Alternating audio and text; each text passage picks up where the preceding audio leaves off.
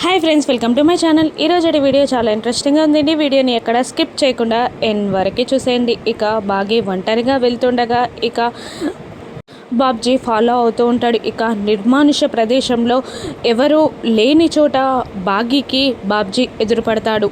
ఆగమని సైగ చేస్తూ తన చొక్కాలో నుండి ఇక కత్తి తీస్తాడు. ఇక బాగీని బాబ్జీ పొడవబోతూ ఉండగా ఏదో ఒకటి బాల్ లాంటిది తగిలి బాబ్జీ చేయి నుండి కత్తి కింద పడిపోతుంది. అసలు ఏం జరిగింది అంటే ఆ ఎస్ఐ డైరెక్షన్స్ని ఫాలో అవుతున్న అమర్ అదే రోడ్లో ఇంటికి వెళ్తూ ఉండగా బాబ్జీ బాగమతి పైన అటాక్ చేయడం చూసి ఇక బాబ్జీ బాగీని పొడవబోతూ ఉండగా ఇక అప్పుడే అక్కడ ఉన్న టెంకాయని బాబ్జీ పైకి విసిరేయడంతో ఆ టెంకాయ బాబ్జీ చేయికి తగిలి కత్తి కింద పడిపోతుంది.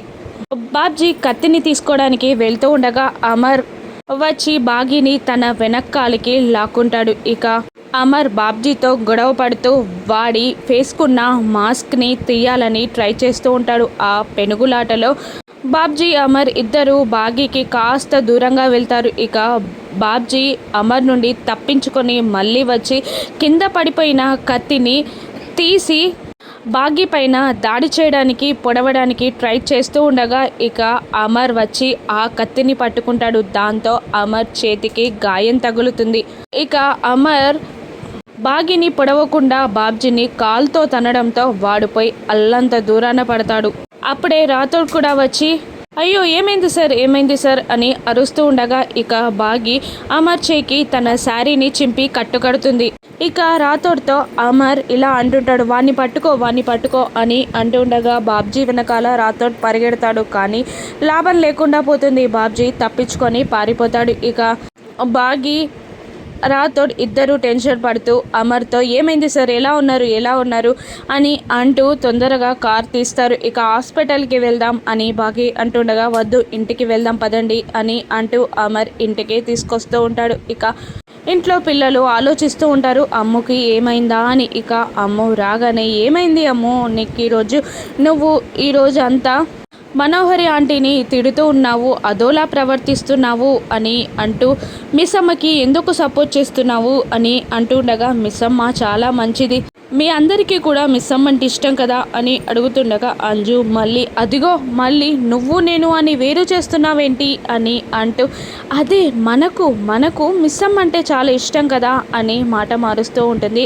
అంజు. ఇక మనోహరి రూమ్లో బాగి చనిపోయిందన్న న్యూస్ కోసం వెయిట్ చేస్తూ ఉండగా రాథోడ్ మేడం అని అరుస్తూ లోపలికి వస్తూ ఉండగా అది చచ్చినట్టుంది, అందుకే వీడు అరుస్తున్నాడు అని అనుకుంటూ కిందికి దిగి వస్తూ ఉండగా ఇక బాగి గొంతు కూడా వినబడి అదేంటి చచ్చిన దాని గొంతు వినబడుతుంది అని మనోహరి టెన్షన్గా కిందికి దిగి వస్తూ ఉంటుంది. ఇక అమర్ని బాగి రాథోడ్ ఇద్దరూ కలిసి కూర్చోబెడతారు. ఇక అమర్ వాళ్ళ అమ్మగారు ఏడుస్తూ ఉంటారు, ఏమైంది నాన్న, నీకేమైంది, ఇంత దెబ్బ తగిలిందేంటి అని అంటుండగా ఏం లేదమ్మా, ఏం కాలేదు, చిన్న దెబ్బే అని అమర్ అంటుండగా అమర్ పక్కకి వచ్చి కూర్చొని ఇంత పెద్ద దెబ్బ తగిలితే చిన్న దెబ్బ అంటున్నారేంటండి, ఎంత రక్తం పోయిందో అని ఏడుస్తూ ఆ చేతికున్న కట్టుని చూస్తూ ఉంటుంది ఇక ఆరుని ఫీల్ అవుతూ ఉంటాడు అమర్. కానీ అక్కడున్నది అమ్ములోని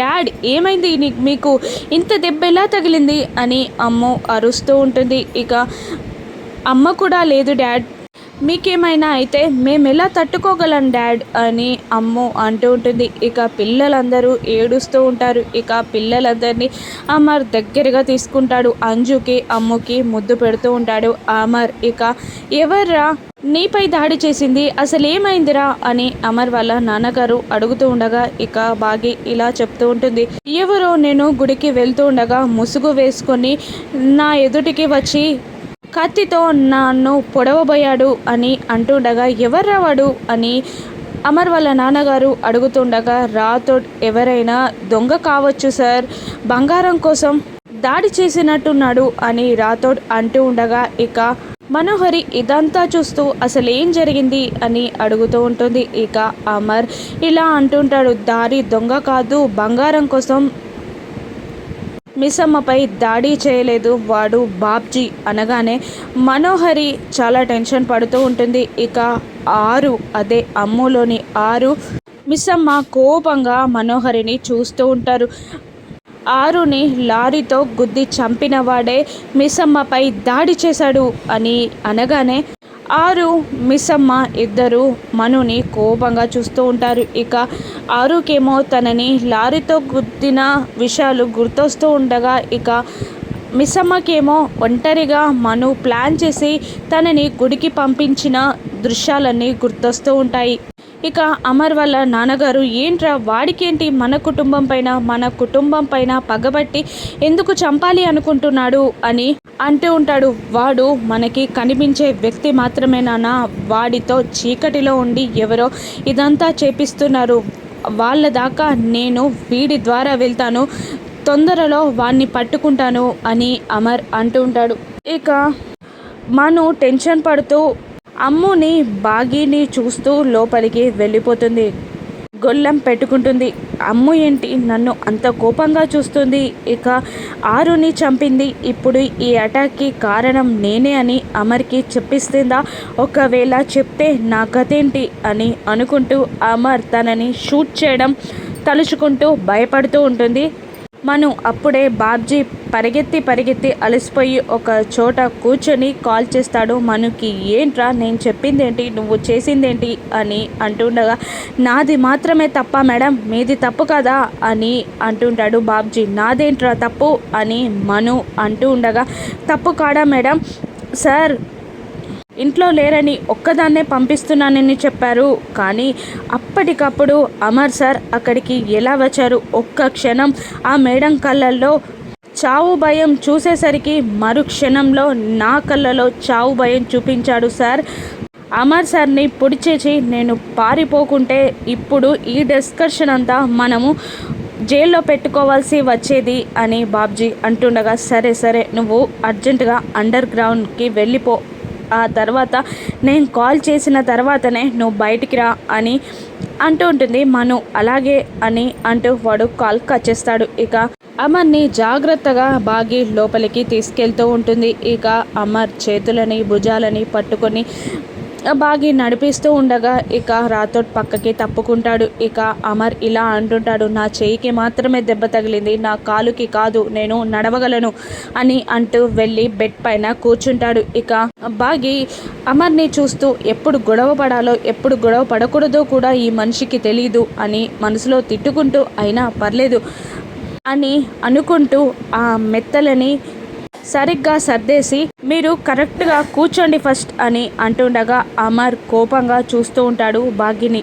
ఏంటి మీరు కోపంగా చూస్తే 1 రోజులు పోయాయి, ఇక మీరేమైనా చిన్న పిల్లల్లా మారం చేయడానికి మీరు ఈ గాయం తగ్గే వరకు నేను చెప్పినట్టు వినాల్సిందే అని అంటూ వార్నింగ్ ఇస్తూ ఉంటుంది అమర్కి బాగి. ఇక నిన్ను ఇంట్లోకి రానిచ్చి నేను తప్పు చేశాను అని అమర్ అంటుండగా మళ్ళీ చెప్తున్నాను వినండి, మీరు ఇంట్లోకి రానిస్తే నేను ఇంట్లోకి రాలేదు, నేను రావాలి అనుకున్నాను కాబట్టి వచ్చాను అని అంటూ అమర్ని బలవంతంగా ఆ దిండులకి ఒరగబెట్టి కూర్చోబెట్టి కాళ్ళు పైకి పెడుతూ మీరు అంతసేపు రెస్ట్ తీసుకోండి, ఏదైనా కావాలంటే పిలవండి అని అంటుండగా నువ్వు నాకు జాలిపడి ఏం సేవలు చేయాల్సిన అవసరం లేదు అని అమర్ అంటుంటాడు బయట నుండి.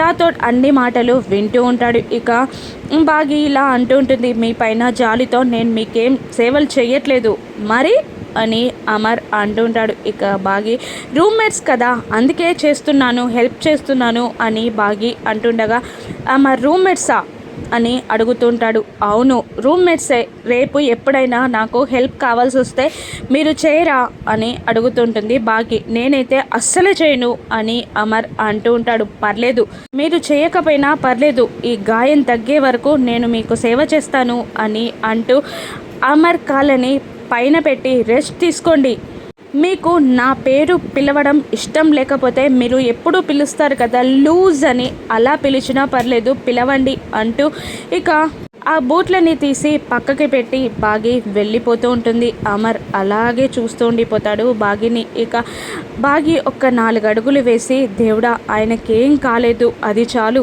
అది ఆయన బాగుండాలి అని దేవునికి మొక్కుకుంటూ బయటికి వెళ్ళగానే రాథోడ్ కనబడతాడు. ఇక రాథోడ్ ఇలా అడుగుతుంటాడు బాగిని, మిస్సమ్మ, నిన్ను ఒక అన్నయ్యలా ఒక మాట అడుగుతాను, చెప్తావా అని అంటుండగా, ఏంటి రాథోడ్ అని అడుగుతూ ఉంటుంది బాగి. ఇక నువ్వు ఇంతకు ముందు రూమ్లో సార్తో మాట్లాడిన మాటలు, రూమ్మేట్ లాగా సేవలు చేస్తాననడం అంతా అబద్ధం కదా. ఎందుకంటే ఇంతకు ముందు సార్కి గాయం తగిలినప్పుడు నువ్వు పడిన బాధ, పడిన ఆవేదన నేను చూశాను. అవి సేమ్ మా మేడం లాగే అనిపించింది అనగానే బాగి షాక్ అయి రాథోడ్ని చూస్తూ ఉండిపోతుంది. ఇక బాగి అమర్ని ప్రేమిస్తున్నానన్న విషయం రాథోడ్కి చెప్పేస్తుందా? బాగి మను గుట్టు ఎలా బయట పెట్టనుంది? ఆరు ఏం చేయనుంది? మను గుచ్చి నిజం చెప్పేస్తానని మనుకి టైం ఇచ్చింది కదా. నిజంగానే అమర్కి మను గుచ్చి నిజం ఆరు బయట పెడుతుందా? రాను ఎపిసోడ్స్లో చూద్దాం. Thank you for watching.